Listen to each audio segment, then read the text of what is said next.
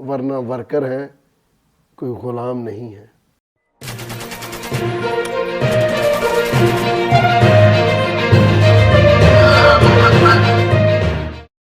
بسم اللہ الرحمن الرحیم۔ ناظرین، صورتحال تو یہ ہے کہ الیکشن کی آمد ہے، چاہے وہ اکتوبر میں آئیں، اگست میں آئیں، جب بھی آئیں۔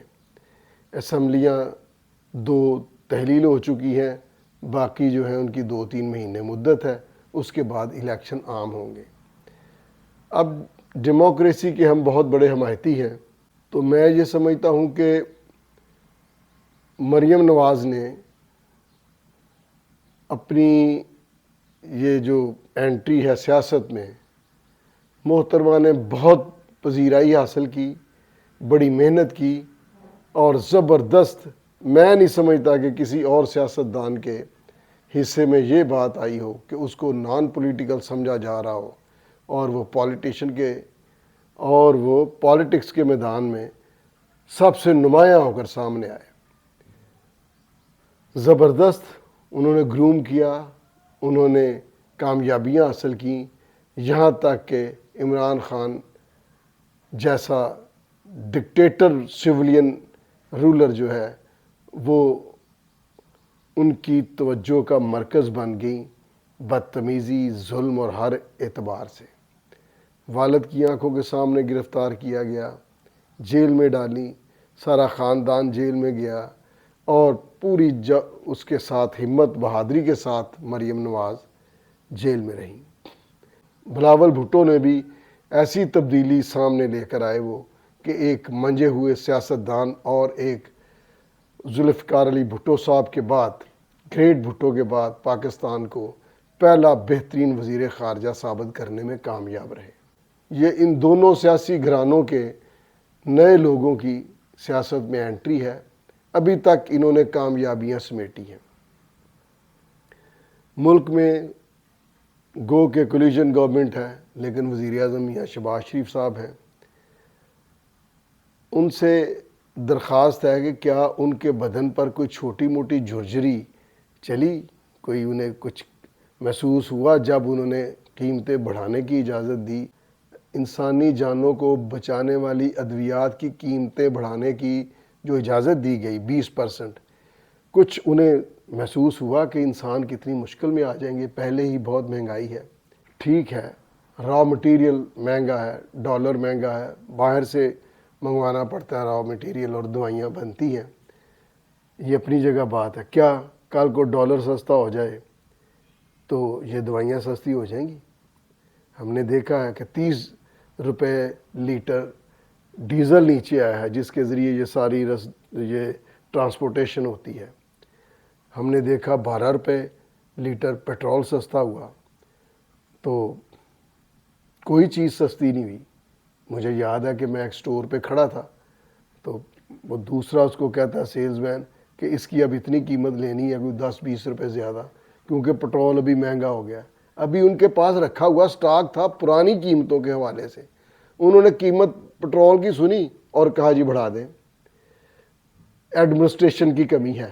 میاں شہباز شریف صاحب، آپ وزیر اعظم ہیں، آپ کی ایڈمنسٹریشن کا میں بہت قائل ہوں، میرے پاس ذاتی واقعات ہیں، آپ ایک جاگتے ہوئے حکمران ہیں، لیکن یہ بڑے ہی ظلم کی بات ہے کہ اس مہنگائی میں دوائیاں اور جان بچانے والی دوائیاں مہنگی کر دی جائیں۔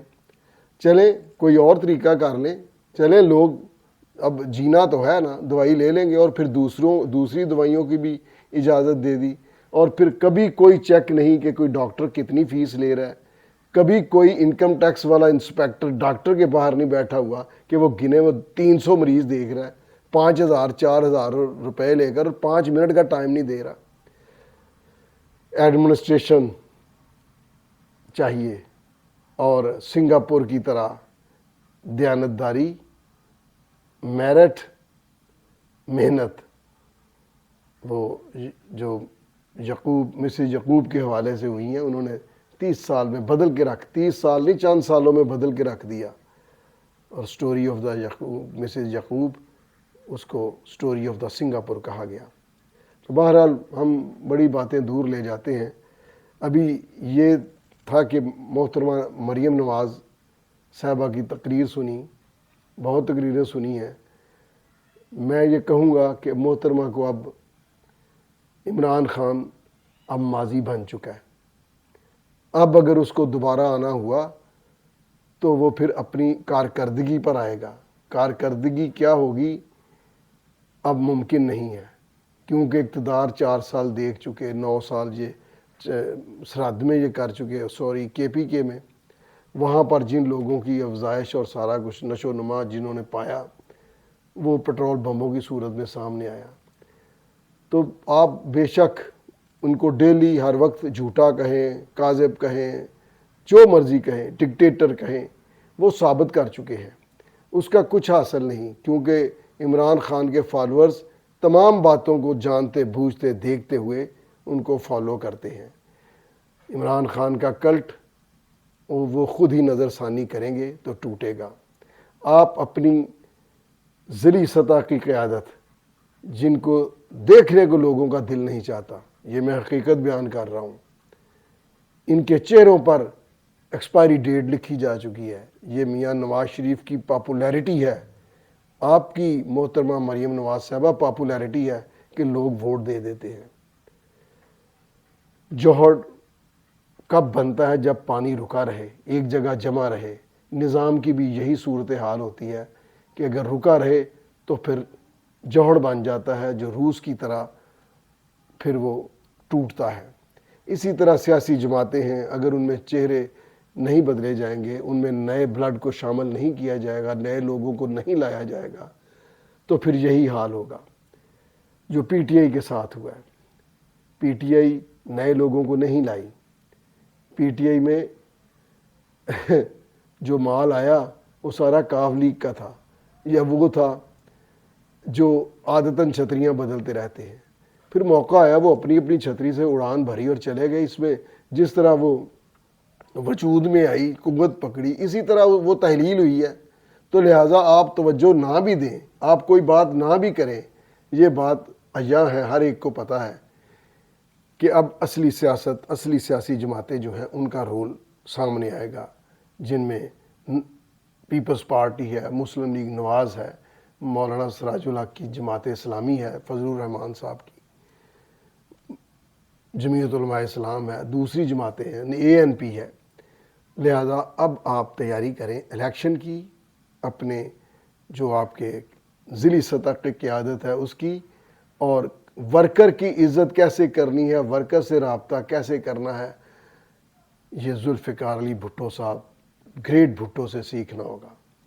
بلاول صاحب آپ کو بھی ان سے سیکھنا ہے. آپ کے تو گھر کی بات ہے، بہت سارے لاکھوں واقعات ہیں بھٹو صاحب کے جو ورکرز کے ساتھ رابطے میں رہے. مجھے یاد ہے بے نظیر بھٹو صاحبہ جب 2007 اکتوبر میں آئیں تو بہت بڑا، کوئی 30 لاکھ کا مجمع تھا.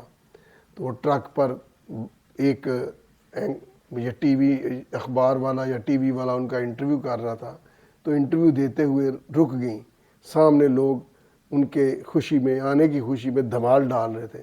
تو کہنے لگی کہ اگر میں آپ کے ساتھ بات کرتی رہی تو وہ ناراض ہو جائیں گے. جب سامنے کیمرہ گیا تو سامنے مسکین لوگ تھے جو ان کی اصل قوت تھے. تو محترمہ مریم نواز صاحبہ، آپ کی اصل قوت آپ کا ورکر اور ووٹر ہے. بلاول بھٹو صاحب، آپ کی اصل قوت آپ کا ورکر ہے، آپ کا ووٹر ہے. اگر آپ ان کے ساتھ رابطے میں رہیں گے تو آپ ایک طاقتور اور نظریاتی لیڈر کہلائیں گے، اور دیر پا آپ کی سیاست رہے گی. آج گریٹ بھٹو قبر میں بھی ووٹ لے رہے ہیں. محترمہ بے نظیر بھٹو صاحبہ کا کفن بھی جیت رہا ہے. یہ کیا وجہ ہے؟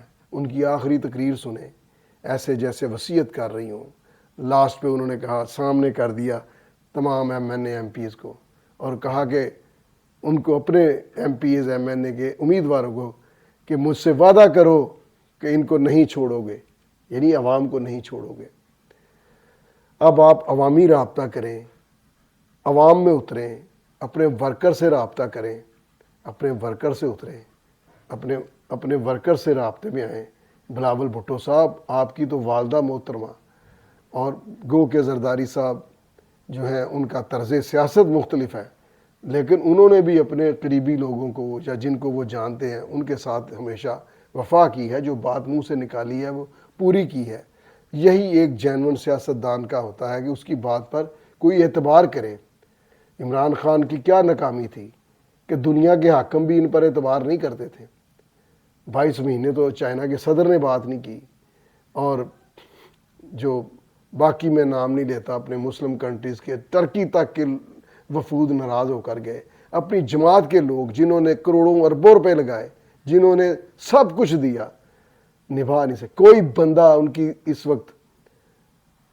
وقت کوئی بندہ ضمانت اور گارنٹی دینے کو تیار نہیں۔ یہ میں 10 کروڑ کی گارنٹیاں جو عدالتوں میں دی ہیں ان کی بات نہیں کر رہا، یہ منہ سے نکلے ہوئے الفاظ کی بات کر رہا ہوں۔ اب حال ہی میں جو ہنگامے کیے گئے تو خان صاحب نے کہا کہ یہ میری گرفتاری کا رد عمل تھا۔ دوسری جانب فرماتے ہیں ان کی پارٹی کے لوگ کہ یہ حکومت کے لوگوں نے کیا ہے۔